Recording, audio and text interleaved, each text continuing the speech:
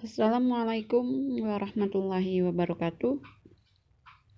Bertemu kembali kita di mata pelajaran ekonomi bab 2 pertumbuhan dan pembangunan ekonomi di kelas 11.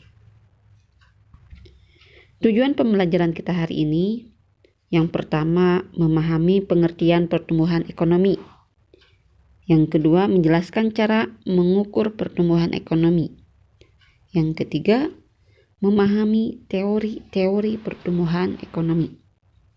Dan yang keempat, kita memahami pengertian pembangunan ekonomi. Sebelum kita mengetahui lebih jauh lagi mengenai tentang pertumbuhan dan pembangunan ekonomi, sebaiknya kita mengetahui terlebih dahulu apa itu yang dimaksud dengan pertumbuhan ekonomi.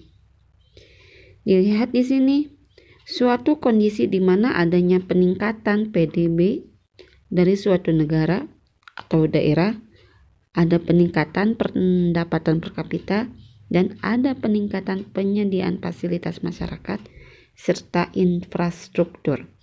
Dan peningkatan tersebut terus meningkat, maka itu dikatakan pertumbuhan ekonomi. Di dalam pertumbuhan ekonomi ada faktor-faktor yang mempengaruhinya. Satu yaitu adalah modal atau kekayaan modal. Yang kedua, ketersediaan tenaga kerja. Yang ketiga, kekayaan sumber daya alam. Yang keempat, kemajuan teknologi. Dan yang kelima, sikap masyarakat. Dilihat dari gambar, di sini ada kekayaan modal, bisa diibaratkan bentuk emas, rumah, uang. Begitu juga dengan tenaga kerja. Ketersediaan tenaga kerja otomatis bakalan meningkatkan pertumbuhan ekonomi suatu negara atau suatu daerah.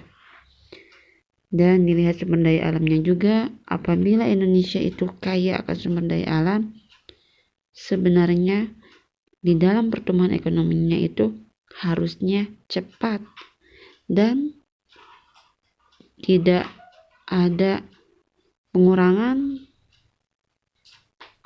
dan sebaliknya bakalan terus meningkat. Dan kemajuan teknologi, kita khususnya jiwa muda di dalam kemajuan teknologi, jangan sampai kita dijajah, atau dalam istilahnya itu kalau anak laki-laki suka main games, mungkin ada sebagian anak perempuan juga. Nah, kita harus bisa berpikir bahwa main games itu jangan sampai kita yang hanya memainkan gamesnya aja, melainkan kita harus bisa membuat games sehingga bisa mendapatkan uang dari hasil game, membuat gamenya dijual. Jadi kita harus bisa memanfaatkan teknologi itu sebaik mungkin. Yang di sini ada menabung. Ya, ketika kita punya uang lebih, kita tabungkan atau kita investasikan. Jadi kita tidak boros, tidak mengeluarkan uang ketika kita tidak betul-betul mengeluarkan dalam hal yang benar-benar perlu banget, atau kita jangan menghamur-hamurkan uang lah. Selanjutnya, cara mengukur pertumbuhan ekonomi. Ada dua cara. Pertama itu dengan GDP, yang kedua dengan IPC. GDP itu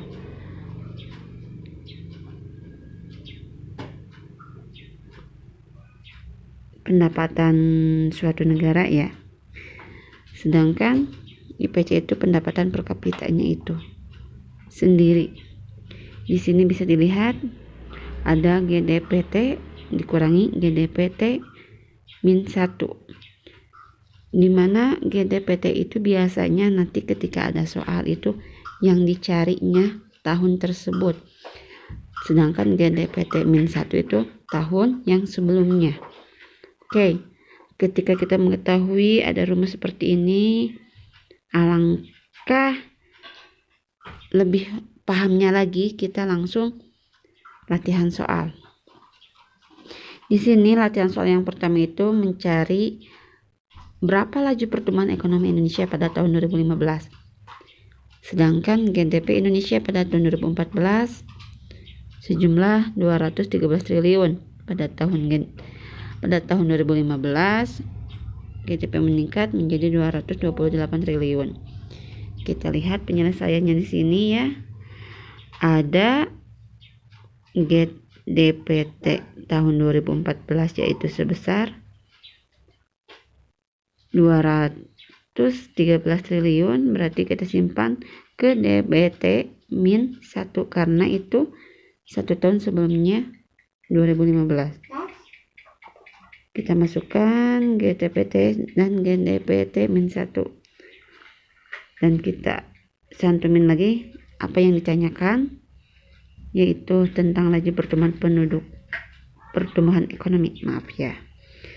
Di sini langsung saya rincikan cara perhitungannya, mulai dari penulisan rumus, cara penyelesaiannya, sampai pada akhirnya. Jadi laju pertumbuhan Indonesia pada tahun 2015 itu adalah sebesar 7,04%. Itu contoh soal mengenai tentang GDP ya. Selanjutnya IPC. IPC juga tidak jauh beda dengan GDP tadi. Cara penyelesaiannya saya sudah jelaskan di sini. Ketika hasil dari tahun sebelumnya, tahun 2015 ya, 220.319 triliun dikurangi tahun 2014, maka jumlahnya itu 21.758 dibagi dengan tahun 2014 198.561, maka hasilnya itu 0,10 atau 1095 ya. Nah, kita kalikan 100, maka hasilnya itu 10,95%. Jadi laju pertumbuhan Indonesia pada tahun 2015 sebesar 10,95%. Oke, lanjut. Untuk tugasnya kalian jangan lupa kerjakan dan cermati ketika ada soal seperti ini, yang mana saja yang bakalan dimasukin. Kita lihat lagi soalnya, kita lihat lagi rumusnya, maka masukkan ke dalam rumusnya satu persatu. Saya minta latihan soal ini hasilnya dikirimkan ke Google Classroom saja.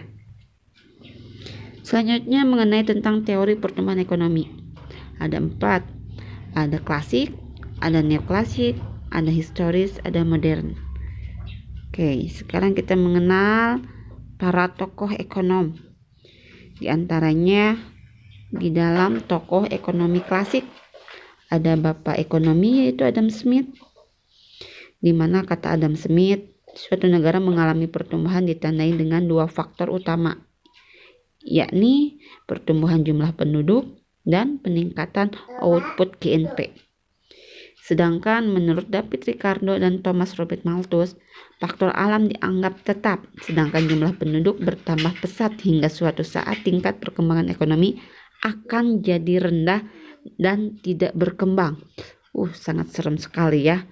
Jadi di sini David Ricardo dan Thomas Robert Malthus itu membuat the law of diminishing return, di mana the law of diminishing return itu hukum tambahan hasil yang semakin berkurang. Jadi ketika jumlah penduduk sedikit dan sumber daya alam melimpah, maka akan dicapai pertumbuhan ekonomi karena hasil yang didapat banyak.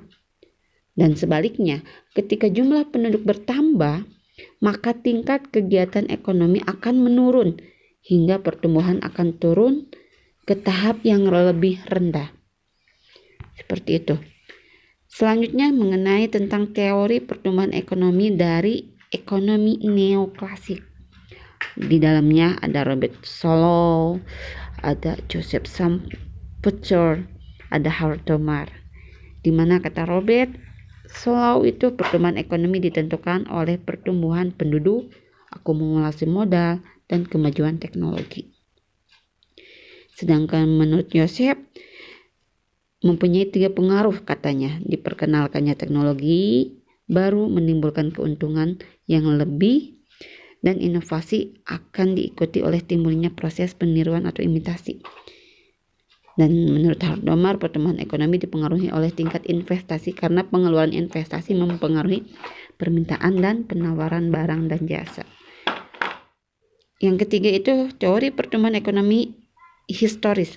Ada Friedrich List, masa berburu dan mengembara, masa bertani, masa kerajinan industri, serta masa industri dan perniagaan. Itu mungkin ke zaman dulu banget ya, histori itu jadi sejarah. Dan yang kedua, Kurt Bacher, teori historis dalam 4 tingkatannya ini: rumah tangga tertutup, rumah tangga kota, rumah tangga bangsa, dan rumah tangga dunia. Sedangkan menurut Rothbard, tahap pertama yaitu zaman perekonomian tertutup, tahap kedua zaman kerajinan pertumbuhan, dan tahap ketiga pertumbuhan, tahap keempat itu zaman kapitalis. Dan yang keempat menurut W.W. Rostow, teori historis dalam 5 tingkatannya ini: masyarakat tradisional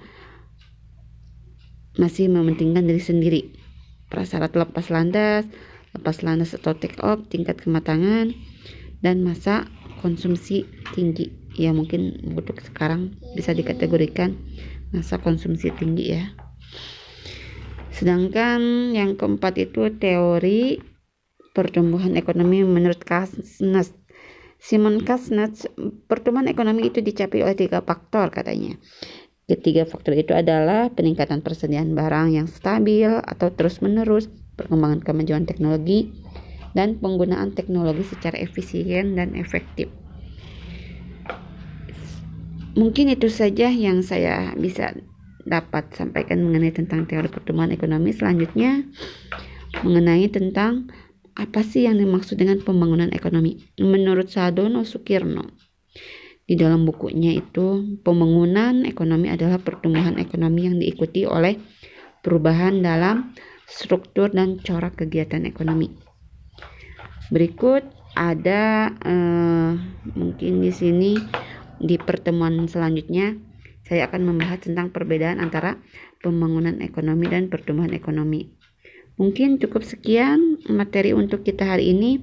Apabila ada yang kurang paham atau kurang mengerti, bisa japri saya. Semoga bermanfaat. Terima kasih atas perhatiannya. Wassalamualaikum warahmatullahi wabarakatuh.